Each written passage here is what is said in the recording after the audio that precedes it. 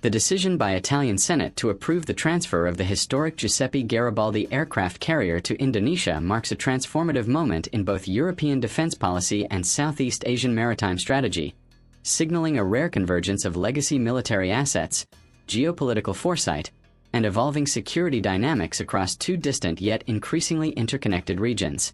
The landmark approval, which authorizes the free transfer of one of Italy's most iconic naval vessels, is not merely a logistical or diplomatic gesture. It is a strategic pivot that reflects the shifting balance of naval power, the redefinition of alliances, and the adaptive reuse of Cold War-era platforms in a modern context shaped by emerging maritime challenges and Indo-Pacific tensions. For Italy, the decision carries deep historical resonance.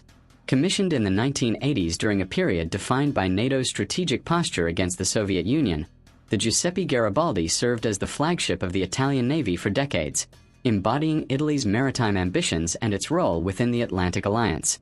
Designed as a light aircraft carrier capable of operating Harrier jump jets and helicopters, the vessel was a symbol of technological sophistication and operational flexibility.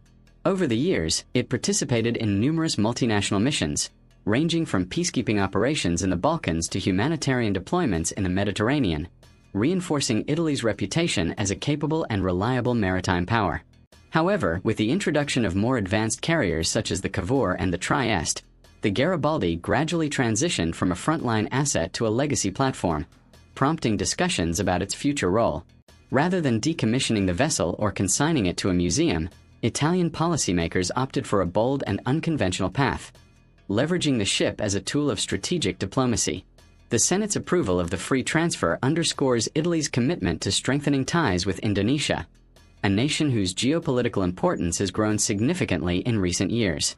Situated at the crossroads of major sea lanes, Indonesia occupies a critical position in the Indo-Pacific, a region that has become the focal point of global economic and military competition.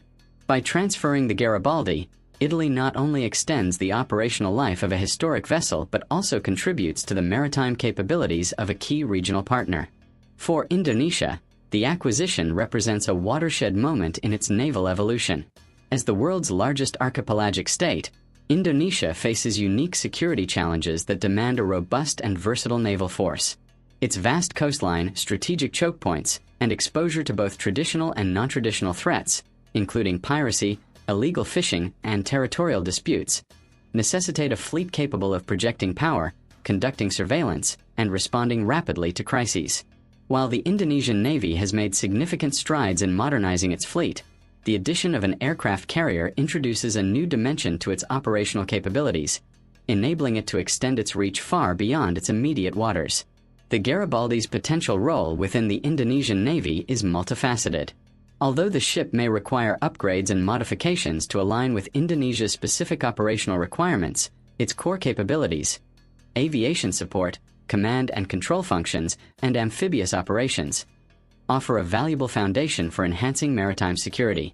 The vessel could serve as a platform for helicopter operations, disaster response missions, and joint exercises with regional and international partners. In a region prone to natural disasters, the ability to deploy a mobile, self-sustaining command center could prove invaluable, reinforcing Indonesia's role as a leader in humanitarian assistance and disaster relief. The transfer also carries significant implications for regional dynamics. As Southeast Asia becomes an increasingly contested space, the introduction of an aircraft carrier into Indonesia's fleet is likely to attract attention from neighboring countries and major powers alike. While the Garibaldi is not a modern supercarrier capable of rivaling the fleets of global powers, its presence nonetheless alters the strategic calculus, signaling Indonesia's intent to assert greater control over its maritime domain. This move aligns with Jakarta's broader efforts to enhance its defense posture while maintaining a policy of non-alignment and strategic autonomy. From a diplomatic perspective, the agreement reflects a deepening partnership between Italy and Indonesia, built on shared interests in maritime security, economic cooperation, and technological exchange. The transfer is expected to be accompanied by training programs, technical support, and potential collaboration in defense industries, creating opportunities for knowledge transfer and capacity building. For Italy, this partnership opens new avenues for engagement in the Indo-Pacific, a region where European nations are increasingly seeking a foothold. For Indonesia, It provides access to expertise and resources that can accelerate its military modernization efforts. The decision has not been without debate. Within Italy, some policymakers and analysts have questioned the wisdom of transferring a significant military asset without financial compensation, raising concerns about cost recovery and strategic implications. Others, however, argue that the long-term benefits of strengthening alliances and promoting stability outweigh the immediate financial considerations. By positioning itself as a proactive contributor to global security, Italy enhances its diplomatic influence and reinforces its role within both NATO and broader international frameworks. In Indonesia, the announcement has been met with a mix of enthusiasm and cautious optimism. While the prospect of operating an aircraft carrier is seen as a milestone, it also presents challenges related to maintenance, crew training, and operational integration. Managing such a complex platform requires substantial investment in infrastructure and human capital, as well as a clear strategic vision to ensure that the asset is utilized effectively.